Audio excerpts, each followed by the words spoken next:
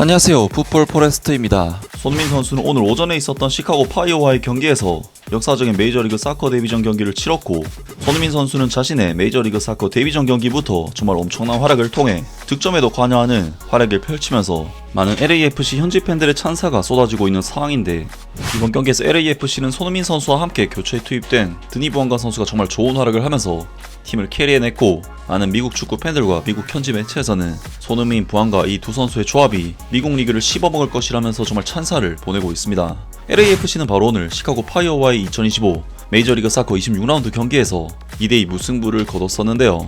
아무튼 이번 경기에서 LAFC는 시카고 파이어를 상대로 원정에서 치르는 경기임에도 불구하고 객관적인 팀 전력상 그래도 더 높은 순위에 위치한 팀인 만큼 홈팀 시카고 파이어를 상대로 꽤나 높은 수비 라인을 통해 지배하는 경기를 했는데, LAFC는 무려 전반전 15분 정도는 유효 슈팅은커녕 아예 슈팅 자체를 시도하지 못하면서 시카고 파이어를 상대로 거의 무색무취한 경기력을 보였습니다.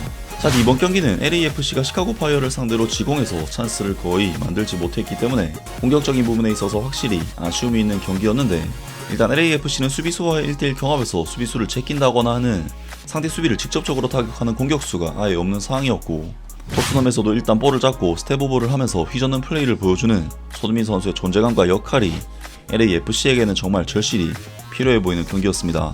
그리고 LAFC는 후반전 시작과 동시에 드니 부안가 그리고 이어서 손흥민 선수를 연달아 교체 투입시켰는데, 전반전에는 사실상 지공에서 찬스가 거의 없었던 LAFC는 이 두 선수의 투입 후 확실히 공격 흐름이 살아나기 시작했고, 전반전에 슈팅 3개에 그쳤던 LAFC는 후반전에는 무려 슈팅 9개로 3배나 많은 찬스를 만들어내면서 정말 완전히 달라진 경기력을 보여줬습니다. 사실 이번 경기는 오늘 내내 손흥민 선수의 활약을 강조해왔었고, 손흥민 선수의 활약이 정말 좋았던 것이 맞지만, 손흥민 선수와 함께 교체에 투입된 드니 부안가 선수가 손흥민 선수와 함께 경기 흐름을 바꿔놓으면서 패배 위기 속에서 팀을 구해낸 경기였고, 손흥민 선수와 드니 부안가 선수 듀오의 위력을 확인할 수가 있었던 경기였는데요. 데니스 부안가 선수는 AS 생테티엔 시절 프랑스 리그앙에서는 리그 10골, 리그 7골, 리그 9골 등을 기록하며 리그앙 내에서도 꽤나 선전을 했던 선수고, LAFC로 이적한 뒤에는 2023 시즌 모든 대회 통산 48경기 출전 38골, 2024 시즌에도 48경기에서 28골을 기록, 이번 2025 시즌에도 33경기에서 19골을 기록하는 등 그야말로 미국 무대를 씹어먹고 있는 선수인 만큼 프리미어리그 득점왕인 손흥민 선수보다는 당연히 커리어가 부족한 수준의 선수인 건 맞지만, 손흥민 선수와 새로운 송케 듀오 같은 메이저리그 사커를 씹어먹을 듀오를 형성할 수 있는 선수임에는 틀림없습니다. 다만 부안가 선수는 득점에 비해 어시스트 숫자가 부족하다는 점과 다소 욕심이 많다는 점이 우려스러운 부분이었는데, 이번 경기에서는 일단 이 두 선수의 조합은 성공적이었다고 평가를 할 수가 있는 경기였는데요. 많은 LAFC의 현지 팬들은 부안가 선수와 손흥민 선수의 조합이 향후 미국 리그를 씹어먹게 될 것이라면서 찬사를 보냈습니다. 시카고 파이어 수비수들은 드니 부안가에 이어 손흥민까지 들어오는 걸 보고 깜짝 놀랐을 게 분명해. 정말 드니 부안가, 손흥민, 네이선 오르다즈 이 공격 삼각편대가 제대로 물오르기 시작하면 상대 수비진을 완전히 박살낼 잠재력이 있어. 메이저리그 사커는 드니 부안가와 손흥민 듀오를 맞이할 준비가 전혀 안 돼 있어. 드니 부안가와 손흥민이 메이저리그 사커의 할 짓은 말로 표현할 수조차 없다. 손흥민은 스티븐 체른들로 감독이 잘 활용할 수 있는 플레이 스타일을 가지고 있지만, 내 생각에는 특히 부안가와 함께라면 풀타임으로 뛰게 해야 한다. 그들은 패스와 득점을 오가는 역동적인 플레이 스타일을 가지고 있었어. 바람의 도시에서 펼쳐진 긴장감 넘치는 드라마, 손흥민의 날카로운 플레이가 LAFC에게 구원의 기회를 안기고, 드니 부안가는 압박 속에서 침착하게 마무리하며 승부를 원점으로 돌렸다. 경기 시간이 80분을 넘어선 시점에 터진 이 동점골은 LAFC의 끈질긴 투지와 공격진의 두터움을 잘 보여준다. 치열한 접전 속에서 나온 결정적인 순간이었다. 드니 부안가는 패스를 조금 더 해야 한다. 손흥민에게 찔러줄 기회가 몇 번 있었지만 아마 시간이 좀 더 필요할 것 같네. 드니 부안가와 손흥민은 탄탄한 원투펀치가 될 거야. 손흥민의 데뷔전은 그야말로 클래스 그 자체였다. 플레이가 뜻대로 풀리지 않을 때도 팀 동료 선수들에게 침착하라고 말하는 모습이 인상적이었다. 드니 부안가와 손흥민, 이건 확실히 치명적인 듀오다. 드니 부안가는 골을 넣고 손흥민은 상대를 무너뜨린다. 이건 아주 단순한 공식이다. 드니 부안가와 손흥민 듀오는 정말 미친 듯한 공격 조합이 될 거다. 어차피 드니 부안가가 있으니까 생각해보면 이게 말이 된다. 드니 부안가는 늘 윙어였고 손흥민은 이미 주전 스트라이커로 뛴 적이 있잖아. 솔직히 말해 이 조합은 잘 먹힐 것이다. 경기 감각만 잡히면 매 경기마다 확실히 한 방씩 해줄 거야. 손흥민의 LAFC 데뷔전, 그리고 시카고 팬석 쪽에서도 한국 국기들이 보이는 모습이 정말 훈훈했어. 그리고 파울도 꽤 거칠게 당했네. 게다가 손흥민, 드니 부안가는 정말 무시무시한 조합이 될 거다. 드니 부안가와 손흥민은 마치 천둥과 번개처럼 될 거야. 등등 많은 LAFC 팬들이 부한가 선수와 손흥민 선수의 조합에 기대를 거는 반응들을 보였습니다. 사실 부한가 선수와 손흥민 선수는 포지션적으로 겹치는 선수들이란 부분에서 우려가 있는 조합이었는데 미국 현지 매체에서는 손흥민 선수의 이번 경기 활약을 칭찬하면서 손흥민 선수와 데니스 부한가 선수가 공존할 수 있을 것이라고 평가를 했는데요.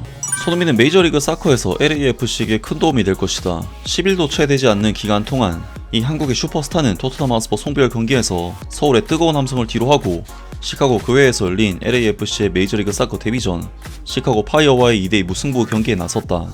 33세의 손흥민에게 이번 한 주는 말 그대로 폭풍 같았다. 하지만 그는 가능한 한 빨리 메이저리그 사커 데뷔전을 치르기 위해 1대1로 맞선 상황에서 후반전 16분에 교체 투입되었다. 그리고 어쩌면 여러 면에서 LAFC가 평소 입는 검은색 유니폼 대신 흰색 유니폼을 입고 경기에 나선 것은 전 토트넘 스타의 데뷔전과 잘 어울렸을지도 모른다.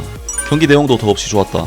후반 32분 LAFC의 네이선 오르다즈가 손흥민에게 스루 패스를 연결하며 팽팽한 공방 속 단독 찬스를 만들어냈고 시카고 파이어 수비수 카를로스 테란이 그를 페널티 박스 안에서 쓰러뜨렸다.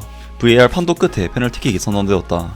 하지만 키커로 나선 것은 손흥민이 아닌 LAFC의 또 다른 스타 드니 부한가였고 그는 침착하게 골을 성공시켜 경기를 2대2 동점으로 만들었다. 그럼에도 손흥민은 데뷔전에서 여러 차례 비난하는 장면을 남겼다. 스티브 제른들로 감독은 경기 시작에 앞서 LAFC를 4-3-3 포메이션으로 배치했으며 손흥민과 드니 부한가 모두 벤치에 앉으면서 지정 선수는 단 한 명도 선발 명단에 포함되지 않았다. 그러나 후반 교체 이후 드니 부한가는 왼쪽 윙, 손흥민은 보다 중앙에 가까운 공격 역할을 맡게 됐다. 그리고 이 한국의 슈퍼스타가 경기에 관여하기까지는 그리 오래 걸리지 않았다. 후반 22분 그는 클럽에서의 첫 슈팅을 기록했는데 측면 돌파 후 중앙으로 들어온 네이선 오르다즈의 패스를 받기 위해 전환 상황에서 깊이 내려와 공간을 만들었다. 오르다즈와 손흥민의 연계는 이것이 전부가 아니었다.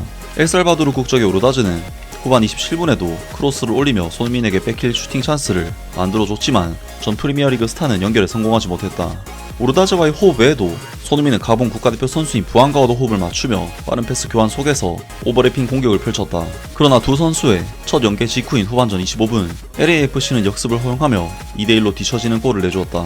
후반 추가 시간에는 손흥민이 이날 경기에서 가장 좋은 득점 기회를 맞이했다. 그는 측면에 부한가에게 공을 내준 뒤 페널티 박스 정면으로 내려오며 타이밍을 늦췄고 세르지 팔렌시아의 스루 패스를 받아 슈팅 기회를 만들었다. 그러나 이 장면은 결국 코너킥으로 마무리됐다. 종합적으로 손흥민은 매우 인상적인 활약을 펼쳤다. 특히 부한가의 득점으로 이어진 페널티킥을 얻어내며 2대2 무승부를 확정지는데 결정적인 역할을 했기 때문에 LAFC가 승점 1점을 가져올 수 있었던 것은 그의 공이 컸다. LAFC가 손흥민을 영입했을 때 오랫동안 프리미어리그에서 활약한 윙어인 그가 어디 배치될지에 대한 의문이 즉시 제기됐다. 이미 왼쪽 윙어인 부한가가 있는 상황에서 손흥민이나 드니 부한가 중 한 명은 포지션을 변경해야 할 가능성이 컸다. 비록 30분 남짓한 출전 시간이었지만 메이저리그 사커에서 처음 선보인 손흥민의 모습은 측면으로 움직일 수 있는 스트라이커였다. 비록 그 포지션이 그의 주 포지션은 아닐지라도 그는 전혀 어색해 보이지 않았다. 특히 중앙에만 머물지 않고 자주 측면으로 이동해 오르다즈와 부한가의 공격을 도왔다. 예를 들어 손흥민의 히트맵을 보면 짧은 출전 시간 동안 비교적 자유로운 움직임을 보였지만 중앙으로 이동했을 때 가장 많은 관여를 했고 그 과정에서 3차례의 슈팅을 기록했다. 그는 짧은 시간에도 상당한 영향을 남겼는데 페널티킥을 얻어냈고 20번의 볼터치와 6번의 패스를 성공시켰다. 손흥민의 첫 공식 공격 포인트는 조금 더 기다려야 하지만 LAFC가 오는 8월 16일 뉴잉글랜드 레볼루션 원정을 앞두고 있는 만큼 다음 경기에서 나올 가능성이 있다. 라면서 손흥민 선수가 센터 포워드와 윙을 오가는 움직임으로 드니 부한가 선수와 공존이 가능할 것이라고 평가했습니다. 정말 부한가 선수와 손흥민 선수의 조합은 미국 무대에서는 거의 리그를 호령할 수 있는 강력한 조합이 될 수 있지 않을까 싶은데요. 손흥민 선수와 드니 부한가 선수의 앞으로의 활약도 기대를 해보겠습니다. 오늘 영상은 여기까지고요. 영상 재밌게 보셨다면 구독과 좋아요 그리고 댓글 부탁드립니다. 감사합니다.